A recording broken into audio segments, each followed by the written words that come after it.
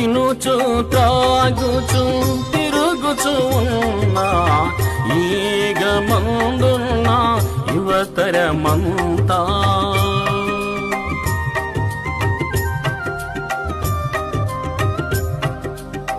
తినుచు త్రాగుచు తిరుగుచు ఉన్నా ఈగమందున్న యువతరమంతా పాపాన్ని ప్రేమించి లోకాన్ని స్నేహించి పాడైపోవుచుండే పరికించి చూడు